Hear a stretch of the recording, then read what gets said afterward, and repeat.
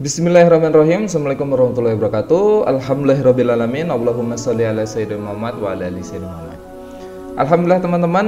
Jadi di video ini saya akan membahas tentang beberapa video yang sempat viral pekan-pekan ini seperti biasa. Dan ini nggak jauh beda dari pembahasan kita yang hari lalu, yaitu siapa? Seorang yang sangat paling benar di media sosial dan sangat paling mengerti tentang rukun dan syarat Islam. Siapa lagi kalau bukan Habib Kribo.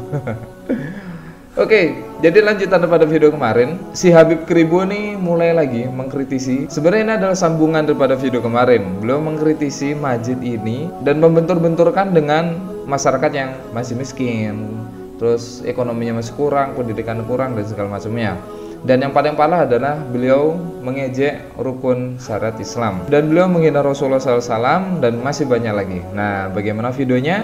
Mari kita simak video ini dan langsung aja kita reaction ya. Nah, ini dia. Ini saya lihat dari akun YouTube beliau langsung. Jadi biar langsung dari sumbernya. Oke, kita simak nih penjelasan beliau nih. Ngapain pergi jauh-jauh buang duit? Cuma orang Khmer benda mati. Kata Nabi apa? Kalau mau cari aku, cari di tempat orang-orang apa? Yang butuh pertolongan kamu. Tuhan gak parkir di masjid. Astaga. Tuhan gak parkir di Ka'bah. Aduh, ini repot ya. Jadi ketika seorang hamba mengidentitaskan suatu entitas yaitu Tuhan menjadi sifat yang seolah-olah itu adalah makhluk ataupun manusia. Jadi beliau ini langsung ngomong Tuhan tidak parkir di Ka'bah, Tuhan tidak parkir di masjid. Ini sebenarnya tidak layak untuk disematkan pada Allah Subhanahu wa taala. Ya emang orang kayak gini nih keblinger nih otaknya nih. Oke, kita lanjutin dulu. Ngapain pergi jauh-jauh buang duit? Cuma ke Arab sana berebut hajar aswad, membuang duit besar, mau cari Tuhan. Anda. Nah, ini juga yang salah nih. Ini yang saya bilang tadi, bahwasanya beliau mengkritisi ibadah haji. Sebenarnya gini teman-teman, ibadah haji itu adalah akan dilakukan ketika orang tersebut sudah mampu dalam segi finansial dan fisiknya. Jadi kalau belum mampu ya nggak usah dipaksain gitu loh. Jadi seolah-olah orang yang pergi haji ini adalah orang-orang yang membuang-buang uangnya, terus orang-orang yang menyia-nyiakan uangnya, terus orang yang berfoya-foya dan orang yang mubazir gitu. Dia mengatakan konteksnya di sana. Padahal haji ini adalah salah satu rukun yang ada di syarat Islam yang kalau kita kerjakan pun ini sebenarnya wajib ketika kita sudah memiliki kemampuan dari segi finansial dan kesehatan. Terus mencium hajar aswad. Bahkan Umar bin Khattab pun bersaksi, ya hajar aswad, kalau bukan Rasulullah SAW yang mencontohkan mencium dirimu, maka aku tidak akan pernah mencium dirimu demi Allah.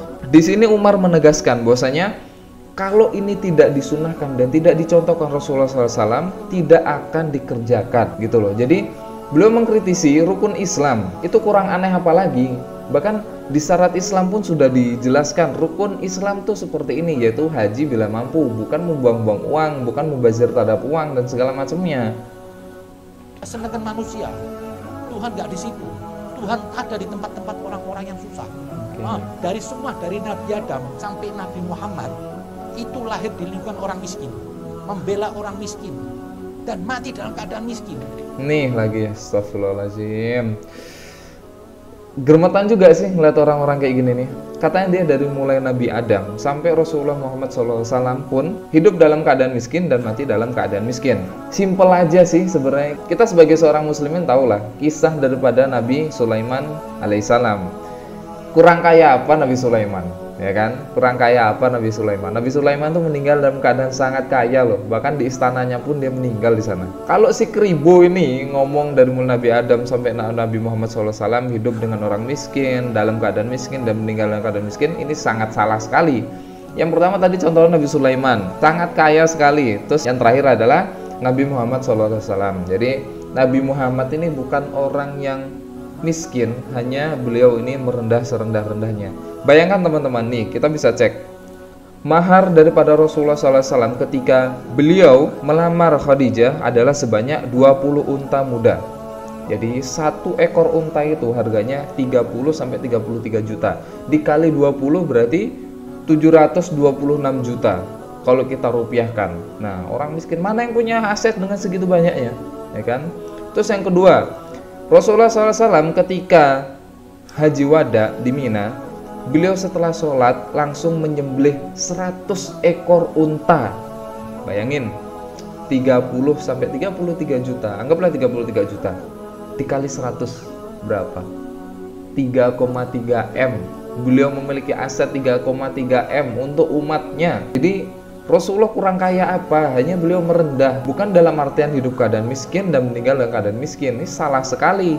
Ini yang katanya bernisbatkan Rasulullah SAW, tapi malah menghinakan Rasulullah SAW. Aneh kan? Nabi Muhammad SAW pun memiliki aset segitu banyaknya, tapi beliau tidak pernah sombong dan hidup serba sederhana. Contohnya, kasurnya beliau pun hanya beralaskan tikar. Bahkan para sahabat meriwayatkan ketika Rasulullah ingin sholat, maka bekas-bekas tikar itu masih menempel pada kulit Rasulullah SAW. Keribu ini memang selalu mencari masalah di Islam. Jadi biar Islam tuh makin tenggelam, Islam tuh makin mundur. Terus orang-orang di sini agar berpikir bahwasanya Islam tuh agama yang aneh gitu loh. Padahal udah bener, Islam ini udah paling bener, agama yang paling bener. Inna dina indallahil Islam. Sesungguhnya agama yang paling diridhoi Allah Subhanahu wa taala adalah agama Islam. Islam ini udah sempurna, cuma ya emang orang-orang kayak gini nih mencari kesalahan-kesalahan Islam agar semakin luntur iman seorang muslim dan semakin orang lain tidak percaya dengan syariat Islam itu sendiri, agar orang lagi Islamfobia terhadap agamanya ataupun orang lain yang Islamfobia terhadap agama Islam.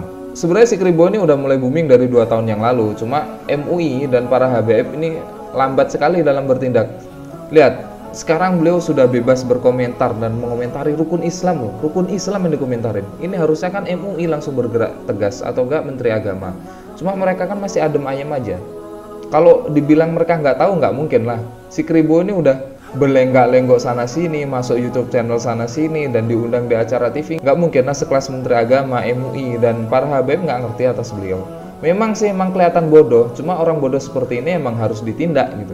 Jangan sampai statement-statementnya dia yang melecehkan syariat Islam menjadi ambigu di kalangan orang Islam itu sendiri, sehingga bisa melunturkan iman Islamnya. Semoga MUI, Menteri Agama, dan para HBM bisa menindak tegas orang-orang seperti ini. Ini karena udah dalam video-videonya yang lalu-lalu pun juga banyak sekali beliau melecehkan syariat Islam. Semoga bisa ditindak tegas dan bisa dihentikan aksinya nih. Itu aja untuk video kali ini, dan jangan lupa nih buat teman-teman untuk cek video saya yang lainnya seperti dakwah ruqyah, vlog, dan video yang lainnya. Dan jangan lupa juga untuk tetap support channel ini dengan cara klik tombol like, subscribe, dan komen sebanyak-banyaknya. Dan dirasa jika video ini memiliki manfaat, silahkan share sebanyak mungkin. Barakallahu fikum. Assalamualaikum warahmatullahi wabarakatuh.